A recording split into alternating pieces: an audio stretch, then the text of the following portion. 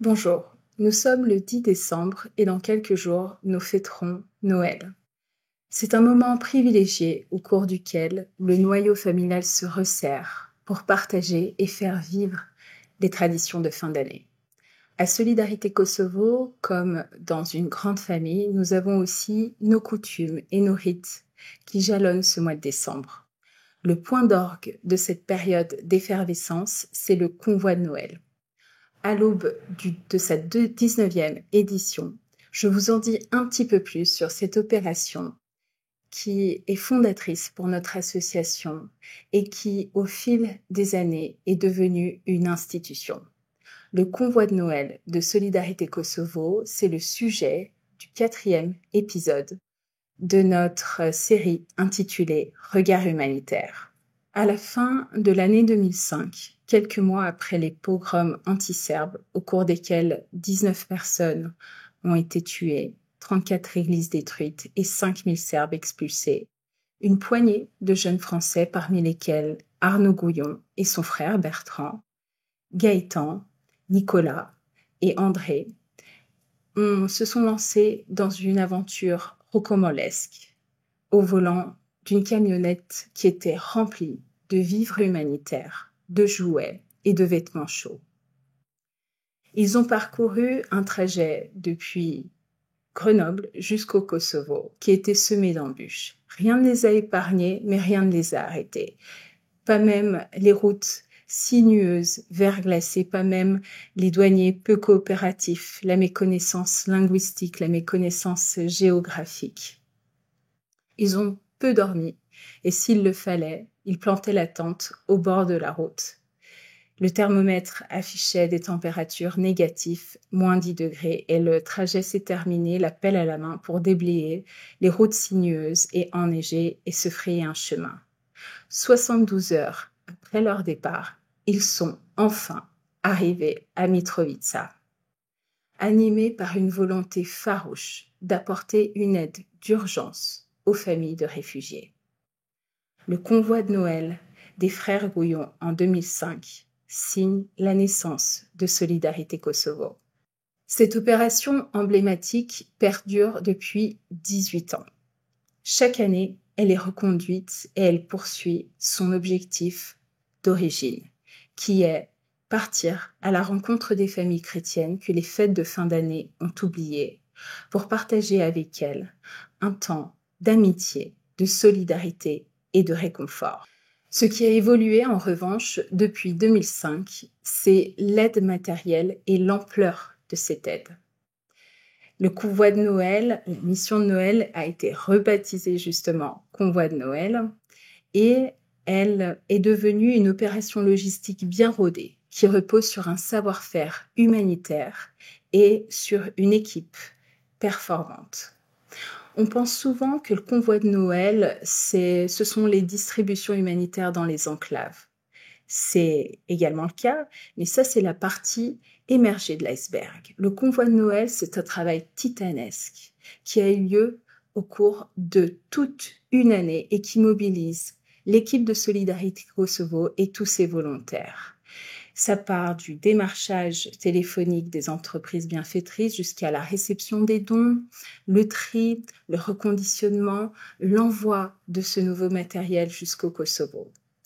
Pour vous donner un ordre d'idée de ce que représentent ces 18 ans de convoi de Noël, j'ai réalisé une petite rétrospective en chiffres.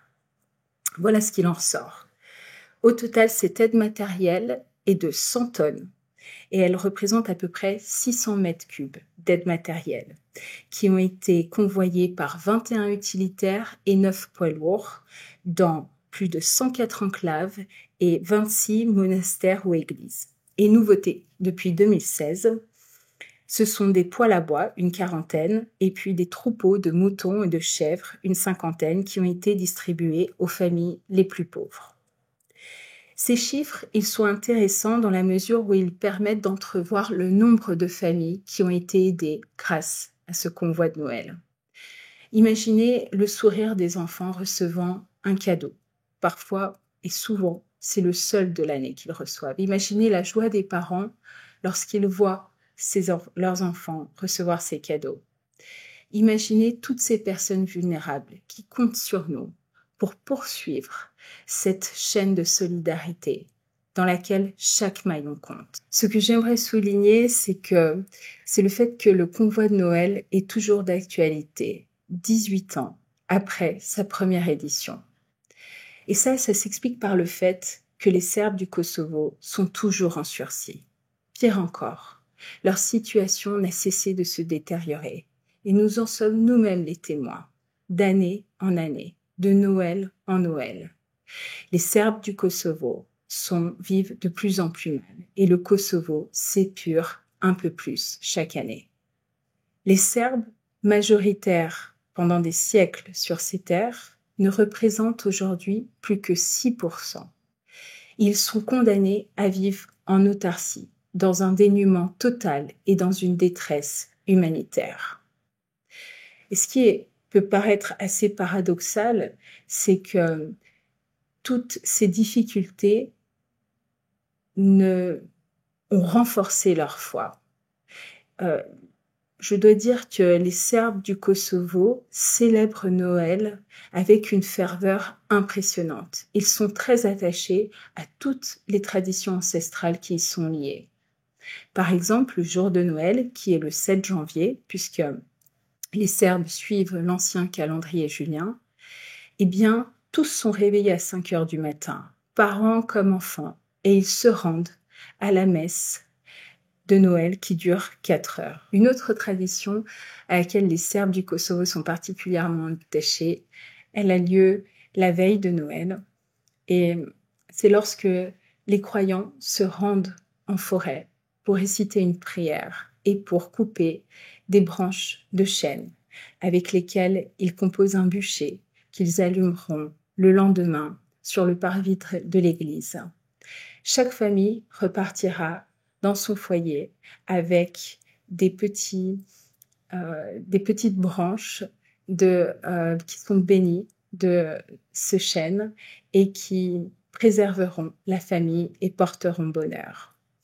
Alors oui, l'approche de Noël se vit avec joie chez les Serbes du Kosovo. Mais il est également palpable une certaine forme d'angoisse, parce que je le rappelle, les Serbes du Kosovo vivent sur le seul territoire d'Europe où des hommes et des femmes ne sont pas entièrement libres de manifester leur foi. Et il me vient à l'esprit une terrible scène qui a eu lieu quelques années auparavant, à Đakovica, une petite ville du Kosovo. Des réfugiés serbes avaient décidé de célébrer la messe de Noël dans leur paroisse d'origine. Ils s'étaient regroupés et ils s'étaient rendus sur place. Mais leur car a été arrêté à l'entrée de la ville par une marée de manifestants radicaux. Et on peut le voir sur les vidéos qui ont été diffusées sur les chaînes albanaises. Ces manifestants étaient particulièrement agressifs. Ils ont jeté des pierres sur les cars et ils ont scandé des slogans en boucle. Pas de Noël au Kosovo, pas de Serbes à Đakovica. C'est un fait. Le peu et les derniers Serbes du Kosovo vivent dans un environnement toujours plus hostile.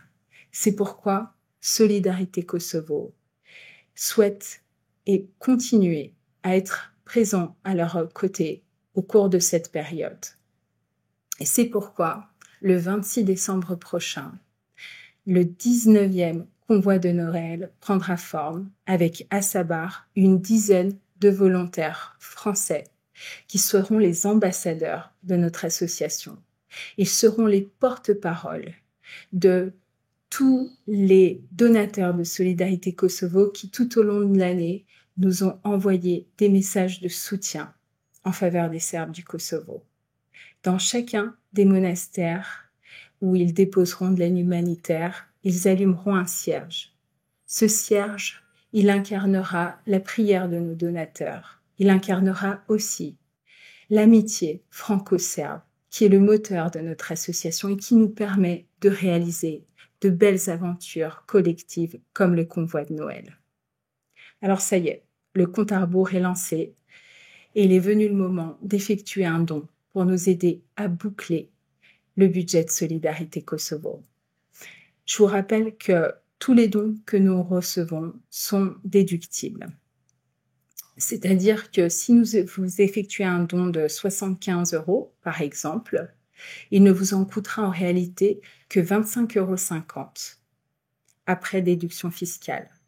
Votre don, vous pouvez le faire par chèque, par virement bancaire et par Internet. Rendez-vous dans la barre d'infos, j'y placerai toutes les instructions de paiement.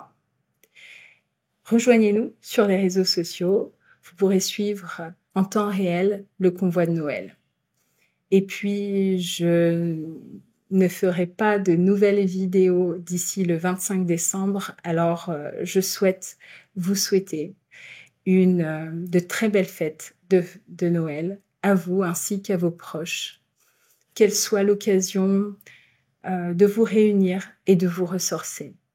Au nom de toute l'équipe de Solidarité Kosovo, je vous remercie pour l'aide que vous pourrez nous apporter et qui permettra, cette année encore, de réaliser ce petit miracle. Joyeux Noël à tous. Vidimo se, pratimo se.